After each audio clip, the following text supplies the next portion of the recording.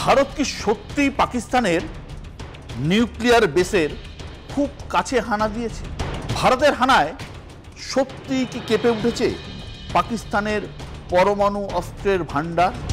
ভারতকে nuclear blackmail করে কোনো লাভ নেই। পাকিস্তানকে কেন এই হুঁশিয়ারি দিলেন প্রধানমন্ত্রী নরেন্দ্র মোদী? কোন রহস্য লুকিয়ে আছে পাকিস্তানের কিরানা হিলসে?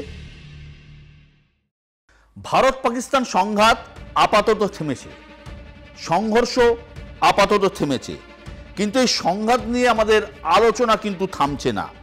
নানা মহলে ঘোরাফেরা করছে নানা প্রশ্ন। কেন ভারত যুদ্ধবিরতিতে গেল? কেন ভারত সিজফায়ারে গেল? কিসের জন্য? কিছু উত্তর মিলছে, কিছু উত্তর মিলছে না। আমরা জানি ভারত আর পাকিস্তান দুটো দেশই পরমাণু শক্তিধর, দু দেশের কাছেই পরমাণু অস্ত্র আছে। খানিকটা কি সেই কারণেই দুই পরমাণু অস্ত্রধর দেশের সংঘাত থামাতে উঠে পড়ে লেগেছিল আমেরিকা থেকে শুরু করে অন্যরা? আমাদের প্রধানমন্ত্রী নরেন্দ্র মোদী তার বক্তৃতায় পরিষ্কার বারবার একটা কথা বলছেন যে আমার কাছে পরমাণু অস্ত্র আছে, আমি হামলা করে দেব। ভারতকে এ ধরনের ব্ল্যাকমেল করে কোনো লাভ নেই। ভারত কিন্তু এই ধরনের ব্ল্যাকমেল শুনতে রাজি নয়। গোটা দেশ জুড়ে প্রবল কৌতূহল তৈরি হয়েছিল যে নরেন্দ্র মোদী কথা বললেন কেন, কিসের জন্য তিনি বললেন যে ভারতকে ব্ল্যাকমেল করে লাভ নেই। कोई भी न्यूक्लियर ब्लैकमेल भारत नहीं सहेगा। আপনারা আমাদের তিন বাহিনীর প্রধানের সাংবাদিক বৈঠক শুনেছেন। সেই সাংবাদিক বৈঠকে তিন বাহিনীর প্রধান অর্থাৎ ইন্ডিয়ান এয়ারফোর্স, ইন্ডিয়ান নেভি আর ইন্ডিয়ান আর্মির তিন চিফ পরিষ্কার জানিয়েছেন আমরা পাকিস্তানের 7টি এয়ারবেসে হামলা চালিয়েছি। এর মধ্যে অনেক এয়ারবেস রয়েছে। এই নূর খান এয়ারবেস হচ্ছে খুব কৌশলগতভাবে, স্ট্র্যাটেজিকভাবে অত্যন্ত গুরুত্বপূর্ণ। কি এই নূর খান এয়ারবেস হচ্ছে পাকিস্তানের রাওয়ালপিন্ডিতে, অর্থাৎ রাওয়ালপিন্ডি শহরের খুব কাছে, অন্তত 20 কিলোমিটার দূরে এই নূর খান এয়ারবেসে ভারত হামলা চালিয়েছে। তার ভিডিও প্রকাশ করেছিল ভারতীয় সেনাবাহিনী। 2 নম্বর কি খুব ইম্পর্টেন্ট, সারগোদা এয়ারবেস। এই সারগোদা এয়ারবেস অত্যন্ত গুরুত্বপূর্ণ। প্রথম কথা, নূর খান এয়ারবেসে কি রয়েছে? এটা হচ্ছে নূর খান এয়ারবেসে রয়েছে যে পাকিস্তানের স্ট্র্যাটেজিক প্ল্যান্স ডিভিশন। আর সারগোদা এয়ারবেস কি? এই সারগোদা এয়ারবেসের খুব কাছেই রয়েছে কিরানা হিলস। জানা যায় ভারত এই সারগোদা এয়ারবেসে যখন হামলা চালায়, অ্যাটাক করে, শোনা যায় এই কিরানা হিলসের মাটির নিচের বাংকারে, অর্থাৎ কিরানা হিলসের মাটির নিচে পাকিস্তানের পরমাণু অস্ত্র ভান্ডার রয়েছে। এবং এই কিরানা হিলসে ভারত যখন সারগোদা এয়ারবেসে হামলা চালায়, তারপরেই কমসে কম 4 থেকে 5টি ভূমিকম্প হয় এই কিরানা হিলসের এলাকা জুড়ে। সেটা ছিল ওই মাটির 10 কিলোমিটারের নিচে। এই ভূমিকম্প প্রমাণ দেয় যে এখানে পাকিস্তানের একটা লুকোনো পরমাণু অস্ত্রের ভান্ডার রয়েছে। এবং এই এয়ারবেসটায় কি থাকে? মূলত F-16 এবং JF-17 চীনের দেওয়া যুদ্ধ বিমান এই এয়ারবেসে থাকে এবং ভারত সেগুলোকে ধ্বংস করেছে। এখন কিরানা হিলসের এই ভূমিকম্পর পরপরই কি হয় যে সারা পৃথিবীতে একটা, যারা অন্যান্য দেশ রয়েছে যেমন আমেরিকা, চায়না থেকে শুরু করে, তারা একটা আতঙ্কিত হয়ে পড়ে বলে শোনা যায়। তার কারণ যখনই সারগোদা এয়ারবেসে হামলা হয় তার কিছুক্ষণ পরেই ফ্লাইট রাডারে দেখা যায় যে ওই কিরানা হিলসের মাথার ওপর চক্কর মারছে আমেরিকার ব্রিজক্রাফট C-350 এরিয়াল মেশারিং সিস্টেম এয়ারক্রাফটকে। এই এয়ারক্রাফটের কাজ হচ্ছে যে ওখানে কোনো তেজস্ক্রিয় বিকিরণ ছড়িয়ে পড়েছে কিনা সেটাকে অনুসন্ধান করা। অর্থাৎ এই এয়ারবেসে হামলার পরে ওই সিস্টেম তারা আমেরিকা চালু করে দেয়। এবং খুব ইন্টারেস্টিং যে তারপরেই ওখানে একটা মিশরীয় বিমানকে দেখা যায়, সেটাও ধরা পড়েছে। সেই মিশরীয় বিমানটা কাজ হচ্ছে বোরন নামে একটা পদার্থ নিয়ে যাওয়া, যা তেজস্ক্রিয় বিকিরণ বন্ধ করতে কাজে লাগে। এই দুটি প্লেন, এই দুটি সিস্টেম কেন ওখানে উড়লো সেটা নিয়ে কিন্তু গোটা দুনিয়ার প্রশ্ন রয়েছে। এবং শোনা যাচ্ছে যে পাকিস্তানের লুকোনো পরমাণু অস্ত্র ভান্ডার এক্সপোজড হয়ে গেছে এবং এখানে ওই কারণেই আমেরিকা এবং মিশরের বিমান উঠতে শুরু করেছে।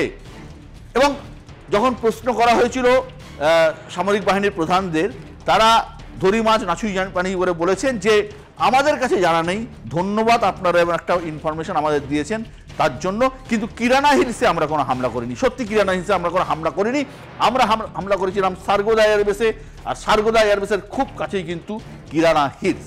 এবারে সবথেকে বড় প্রশ্ন, সবথেকে বড় কোশ্চেন, গোটা পৃথিবীতে পরমাণু অস্ত্র কাদের কাদের রয়েছে?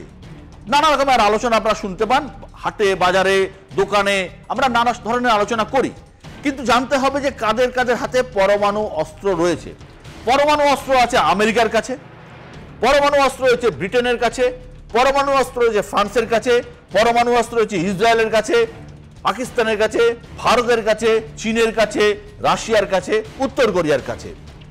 অর্থাৎ স্বীকৃতভাবে 1, 2, 3, 4, 5, 6, 7, 8, 9 এই 9টি দেশের কাছে পরমাণু অস্ত্র রয়েছে।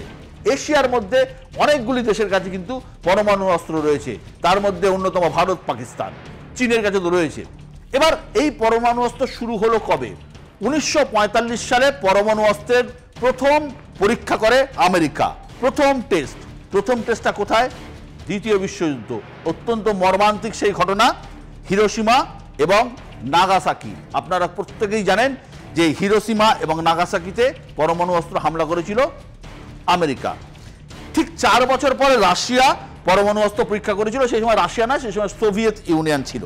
যাই হোক, তারপর একে একে ব্রিটেন, ফ্রান্স, চীন প্রত্যেকটা দেশ পরমাণু অস্ত্র পরীক্ষা শুরু করে। এরপর বাকি দেশগুলো যাতে হৈ হৈ করে সবাই মিলে পরমাণু অস্ত্র বানাতে না পারে তার জন্য একটা চুক্তি হয়। এই চুক্তিটার নাম হচ্ছে নিউক্লিয়ার নন প্রলিফারেশন ট্রিটি বা এনপিটি। এটা সই হয়েছিল 1968 সালে। ভারত, পাকিস্তান এবং ইসরায়েল পরমাণু অস্ত্র তৈরি করেছে, কিন্তু এনপিটিতে কখনো সই করেনি। আপনাদের হয়তো মনে আছে সাদ্দাম হুসেনের আমলে ইরাকের হাতে পরমাণু অস্ত্র আছে বলে হৈ হৈ শুরু করে দিয়েছিল আমেরিকা, এবং তার জন্য তারা ইরাকের চারিদিকে সার্চ করেছিল, ইরাকে অপারেশন করলো এবং ইরাকের সাথে যুদ্ধ হলো পর্যন্ত। কিন্তু স্বীকৃতভাবে ইরাকের হাতে এখনো পর্যন্ত পরমাণু অস্ত্র রয়েছে বলে জানা যায় না বা পাওয়াও যায়নি। শোনা যায় ইরান এবং লিবিয়ার হাতেও পরমাণু অস্ত্র আছে, কিন্তু আদৌ আছে কিনা তার কিন্তু প্রমাণ আমাদের কাছে এখনো নেই, কিন্তু শোনা যায় এদের কাছে আছে।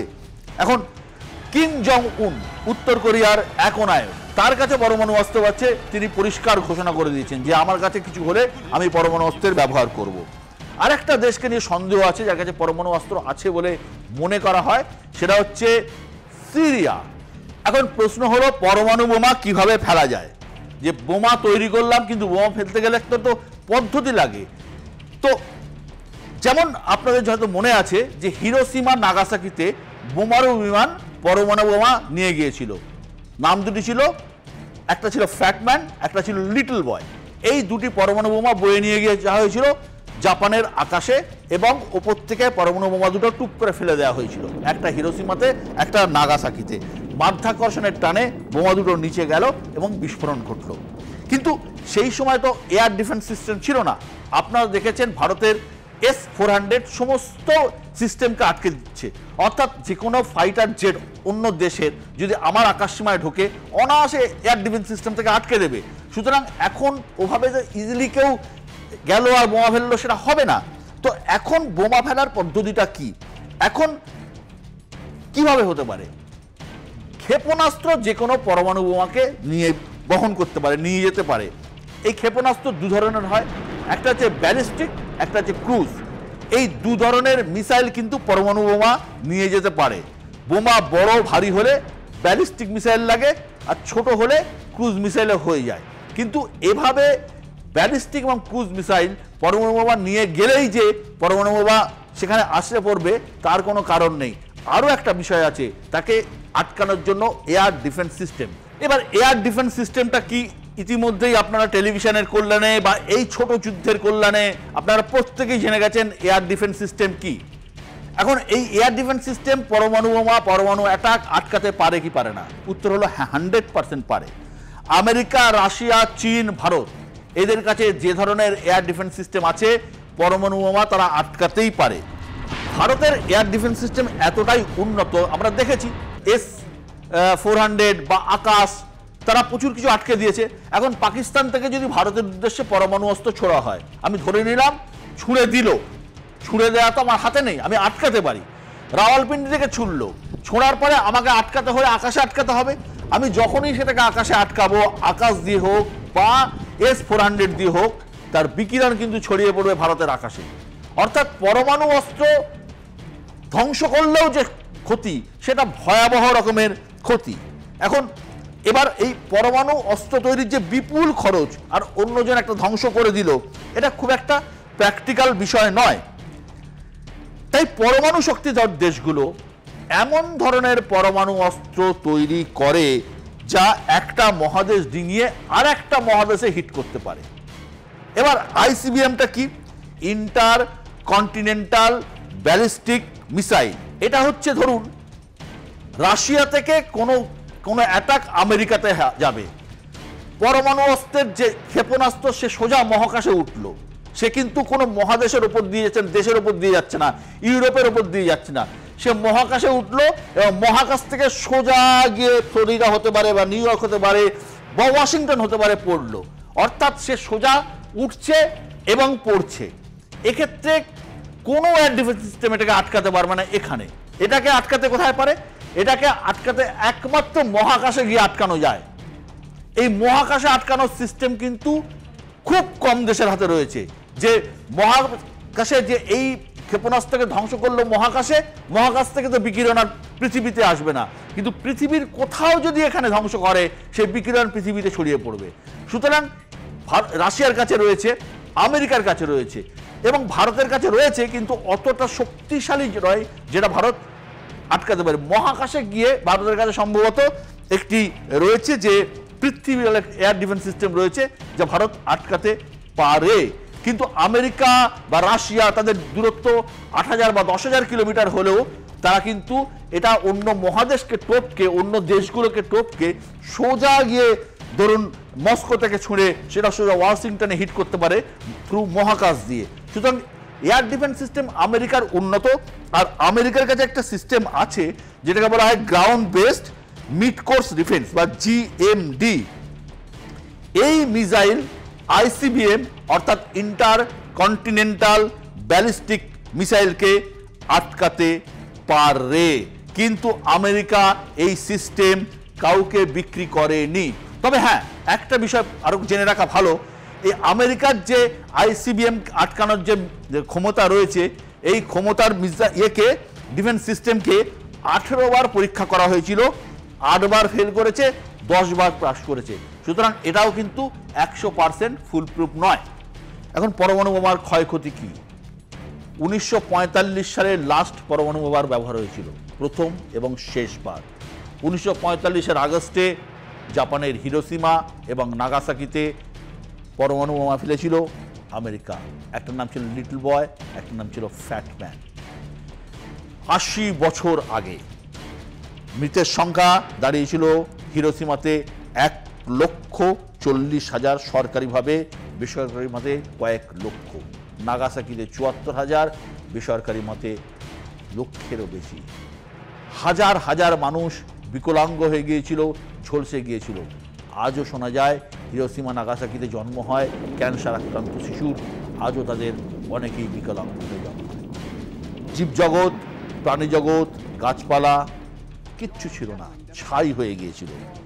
কিলোমিটারের পর কিলোমিটার এলাকা জুড়ে শুধু শ্মশান হয়ে গিয়েছিল হিরোশিমা আর নাগাসাকি। এই পরমাণু অস্ত্রের তৈরির খরচা জানেন কত টাকা খরচা হতে পারে একটা পরমাণু অস্ত্র তৈরি করতে গেলে? গড়ে একটা পরমাণু অস্ত্র তৈরি করতে খরচা হয় 2 থেকে 5,000 কোটি টাকা। ছুঁড়তে ক্ষেপণাস্ত্র লাগে, ক্ষেপণাস্ত্র শর্ট রেঞ্জের হলে 30 কোটি, আর আইসিবিএম হলে অর্থাৎ ইন্টার কন্টিনেন্টাল ব্যালিস্টিক মিসাইল হলে প্রায় 300 কোটি। সব থেকে বড় এই খরচা এই অস্ত্র তৈরির পর তা মেনটেন করা। একটা রিপোর্ট বলছে পরমাণু শক্তিধর দেশগুলো 2023-এ অস্ত্র তৈরি এবং অস্ত্র ভান্ডার মেনটেন করার জন্য, শুধুমাত্র মেনটেন করার জন্য খরচ করেছে 7.5 লক্ষ কোটি টাকা। বিস্ফোরণের আগে পরমাণু অস্ত্র নিয়ে আসা ক্ষেপণাস্ত্র আকাশে ধ্বংস করা গেলেও সেই অস্ত্রের মধ্যে তেজস্ক্রিয় থেকে বিপদ থেকেই যায়। এই তেজস্ক্রিয় কোথাও না কোথাও পড়বে, সেখানে প্রভাব ফেলবে। বিস্ফোরণ না হলে হয়তো অতটা ক্ষয়ক্ষতি হবে না, কিন্তু তেজস্ক্রিয়তার যা প্রভাব যা এলাকা জুড়ে হবে তা ভয়াবহ। আজ থেকে ৮০ বছর আগে হিরোশিমা এবং নাগাসাকিতে যে বোমা পড়েছিল তার এফেক্ট ৮০ বছর পরেও বয়ে নিয়ে চলেছে জাপান। সেই ক্ষত পৃথিবীর সবাই কিন্তু আজও বয়ে নিয়ে চলেছে। ৮০ বছর আগেকার পরমাণু অস্ত্র আজকের দিনে চকোলেট বোমা হয়ে গেছে। আজকে তা কত গুণ শক্তিশালী ভাবতে পারছেন? কোনো ব্যালিস্টিক মিসাইল বা আইসিবিএমকে আটকানোর জন্য পৃথিবীর অনেক ডিফেন্স সিস্টেম তৈরি হবে, কিন্তু পরমাণু অস্ত্র একবার হাত থেকে বেরিয়ে গেলে আটকানোর ক্ষমতা কারণ নেই। এই অস্ত্রকে থামানোর একটাই উপায়, কূটনীতি। সংঘাতের জেরে পরমাণু অস্ত্রাগার পর্যন্ত যাতে কোনোভাবেই এই যুদ্ধ না পৌঁছয়, সেদিকেই শুভবুদ্ধিসম্পন্ন মানুষের নজর দেওয়া দরকার।